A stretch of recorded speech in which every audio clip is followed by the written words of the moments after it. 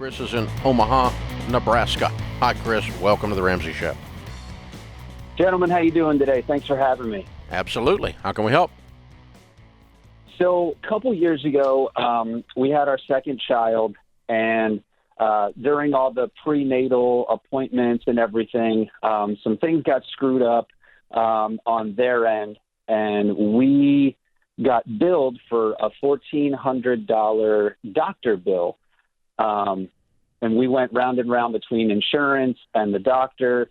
That apparently never got settled because we just got hit with collections agency for that $1,400. I talked to the lady at collections, tried to negotiate for a lower amount or something, and she said, no, we're not that kind of collections. You have to pay it all. So just looking for some guidance here. I'm not that kind of girl. Yes, you are.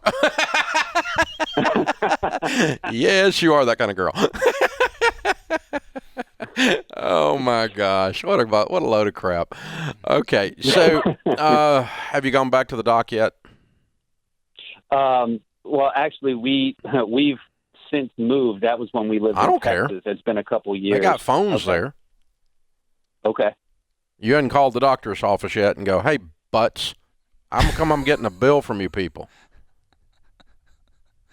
That was part of the rigmarole between, hey, why isn't insurance covering this and why are we getting a bill? That was part of the whole rigmarole a couple of years ago. Okay, well, let's lay a foundation here, all right? Sometimes, including you, people get the idea that because insurance is supposed to pay something, I don't legally owe it. You do. So you have a bill with the doctor for X number of thousands and thousands of dollars, and you owe 100% of that bill. You are liable for it. You're the consumer of that service. You owe the bill. You, however, purchased from a third party insurance that is supposed to pay some of the doctor bill that you owe.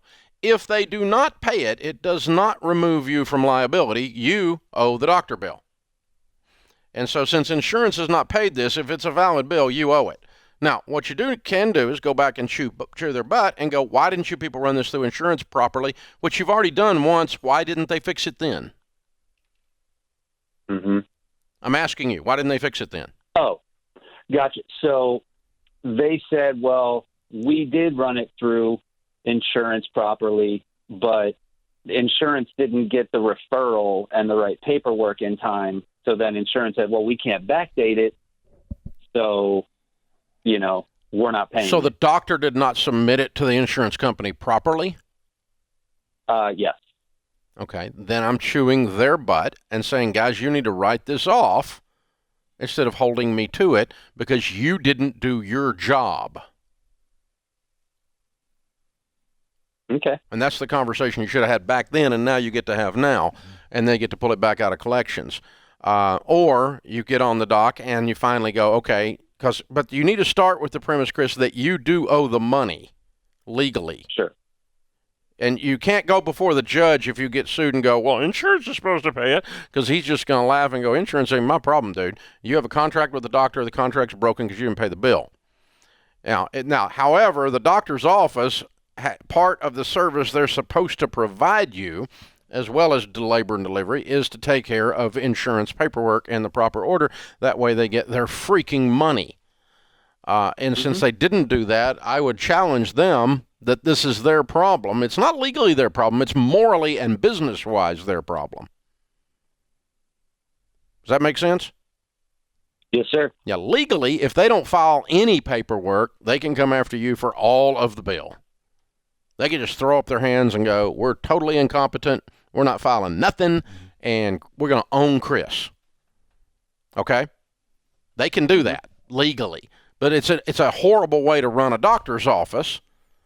It's a bad practice management, and you're going to tell everybody not to go have your baby over there. So, I'm going to call the office administrator and have a discussion with them. I mean, calmly and kindly, but firmly, and go, guys, this is on you. It was your lack of competence, and you should not be trying to bill us for something because you didn't file the insurance paperwork. Part of the service you provide, as well as labor and delivery, is to take care of filing the paperwork in proper and timely manner, and you did not do that. And now you turn it over to collections and have these bozos who says she's not a girl like that, and she is, coming after me. It's ridiculous. And so that's how you handle it. Now, at the end of the day, you're going to end up settling this with the doctor's office, hopefully for pennies on the dollar. So get ready to write a $500 check. Part of that's on you because you didn't settle this back when it was hot. Mm-hmm. When the deal's hot, when there's a problem, you can't just walk away and go, I wish it was okay. It's always going to come out of the closet later and get you. I'm right in the middle of dealing with this exact same thing and with the bill, and it's frustrating, and you got to continue to make that phone call. Well, here's a funny one. So Sharon was at Rachel's first book tour party, launch party, and I'm in the truck heading to the airport, and I get a call, and Sharon passed out. And so she just had blood iron or something. I mean, it's 5 years ago. And low iron or something, and was excited and everything or whatever. And so they load her up in an ambulance and take her to the doc, and I go down to the emergency room, see her. She's okay. She's embarrassed. She's like, I'm all right. Okay. So I never thought anything else about it again. So I start getting these phone calls for collection, for a bill in collections. Me! Yeah. Somebody's calling me. And I'm going, well, you got this is absolute bull crap. There's no possible way I have a bill out in collection. That's just ridiculous. And so I'm just hanging up on the guy, just whatever. I'm not even talking to him. And so finally the guy they're wearing me out. And so I turned it over. I gave it to our attorney, our staff legal counsel here. I said, hey man, call these guys to straighten this out. Tell them I'm getting ready to own me a little collection agency because I obviously do not owe an outstanding bill that's gone to collections. This is ridiculous. Well, he digs around, figure out it's an ambulance bill. Oh, goodness. I did owe the money. It was a $400 ambulance bill, and I never got a bill. Okay. They never billed me. They just jumped it in collections, and then this little idiot's calling me with a headset on, and this kind of stuff. So I did owe the bill.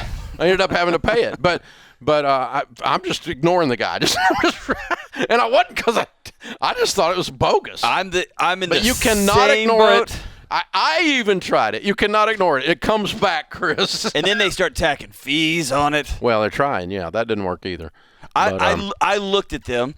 I went to the emergency room on Christmas Day with a poison ivy. It's a whole other story. No, I don't want to know about this story. But listen. How do you get poison ivy in the middle of winter? No, don't tell me. I'm not going to tell you. It's a way that only Deloney can. Yeah. But I looked him in the eye and said, if I pay you cash, can we shake hands and walk out? And their eyes lit up. You're going to pay us cash in a rural ER? Absolutely. What you got? And I told him a number.